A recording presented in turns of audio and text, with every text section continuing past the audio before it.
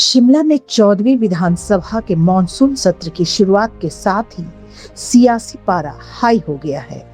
सदन की कार्रवाई शुरू होने से पहले विपक्षी भाजपा विधायकों ने युवाओं को रोजगार देने के मुद्दे पर राज्य सरकार के खिलाफ जोरदार प्रदर्शन किया और नारेबाजी की।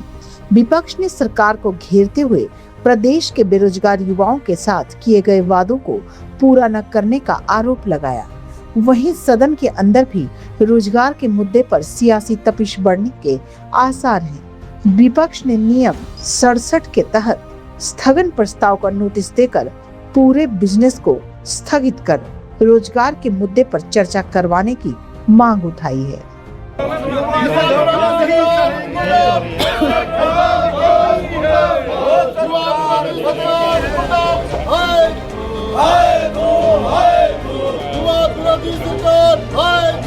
विरोधी है वो सरकार बदलनी है, जो सरकार युवा विरोधी है वो सरकार बदलनी है, जो सरकार युवा विरोधी है वो सरकार बदलनी है। विरोधी सरकार हाय हाय हाय हाय हाय हाय, विरोधी मुर्दाबाद।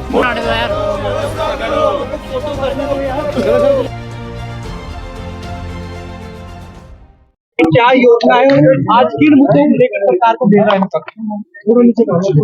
देखिए, आज जो वर्तमान कांग्रेस सरकार युवाओं से ठगी कर रही है, उनकी अनदेखी कर रही है, चुनाव के दौरान उनसे किए वायदे और युवाओं को दी हुई गारंटियों को भूल गई है।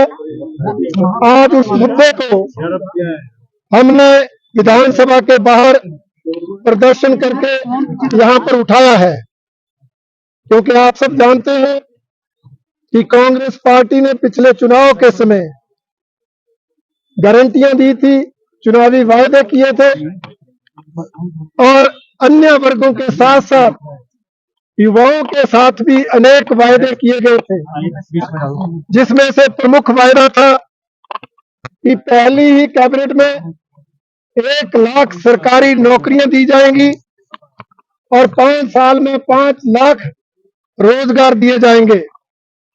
परंतु आज तक इस विषय पर सरकार कहीं कुछ कर नहीं पाई है। 4.25 साल बीत गए, 1 लाख तो दूर, अभी कुछ हजार नौकरियां देकर ही यह सरकार अपनी पीठ थपथपा रही है। और जो नौकरियां दी भी गई है वो रेगुलर नहीं है, कोई आउटसोर्स पर है, कोई जॉब ट्रेनिंग के रूप में है, कोई मित्रों के रूप में है। इसलिए नौजवानों को यह सरकार लगातार धोखा दे रही है, उन्हें ठगने का काम कर रही है।